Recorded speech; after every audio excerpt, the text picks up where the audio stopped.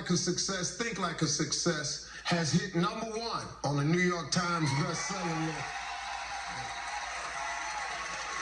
I'm very proud of the book, and not just because it's doing well, but because it has the potential to help so many of you find fulfillment, which is the reason I wrote the book in the first place. I want to talk to you about a chapter in the book, chapter 3, which I entitled, Take the Lid Off the Jar.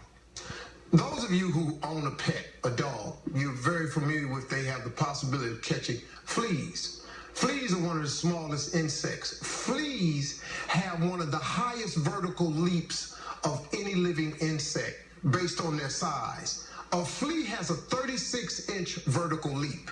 Now, if you capture a flea and you put it in a jar and you put the lid on the jar, that flea still has a 36 vertical leap. So it will start jumping in that jar until it hits his head.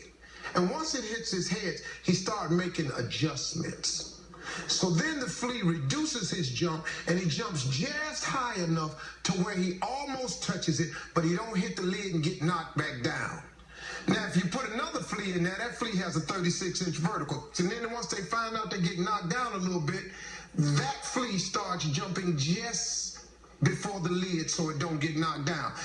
Funny thing happens. If these fleas have baby fleas in a jar, these fleas are born with a 36-inch vertical.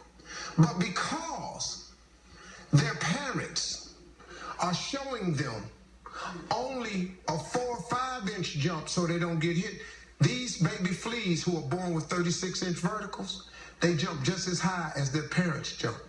And what we do as people is we do the same things. We allow our environment to dictate to us. We allow our friends to dictate to us, our circle of associates to dictate to us how high we jump. When I was in the 6th grade and the teacher asked me what I wanted to be when I grow up, and she had everybody write an assignment on a piece of paper, I wrote down on a piece of paper I wanted to be on TV.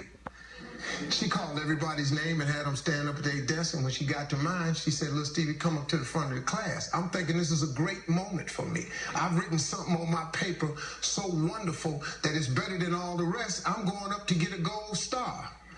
I got up there, she said, "Why did you write that on your paper?" And I said, "Because that was our assignment for today." She said, "But why did you write it on your paper, though?" I said, "Because I want to be on TV." Then she just started breaking me down.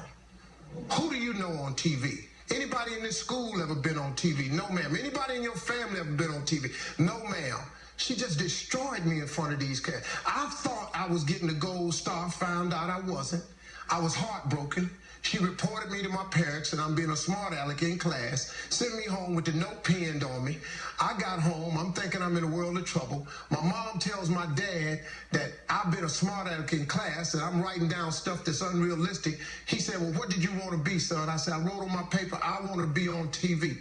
He looked at my mother and said, "Well, what's wrong with that?" She said, "Because the teacher says that's unreasonable." He said, "How does she know?" And that was the first moment that I found out that my father, who had a 3rd grade education, who my mother taught to read and write, I said, "Man, this guy's on to something." So he told me what did she want you to write? I said, "A policeman, a fireman, or a ball player." She said, "Write that on the paper and give it back to her." She said, "But every morning when you wake up, take your paper, put it in your drawer. Read your paper every morning when you wake up, and read your paper every night before you go to bed. If you turn your TV on today, the little boy in the 6th grade is on TV." Very true statement. Because my father informed me, "Son, take the lid off of your job." And that's what the book is about, is to help people understand no matter who you are, no matter where you are in life, you can take the lid off of your job. And if you're wondering if you still have the lid on in your life, here are some clues that's going to let you know that the lid is still on.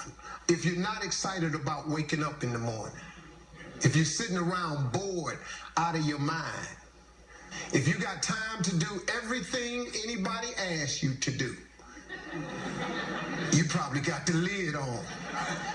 If when you tell your dreams to all your friends, it makes sense to them, You got your lid on, man. Your dreams should not make sense to everybody. You got to say something that make people go, how you going to do that? That's when you got the lid off. And if I were you, I'd do that. I'd take the lid off. Makes sense to me, don't it? We'll be right back, folks. Coming up next, the #1 bartender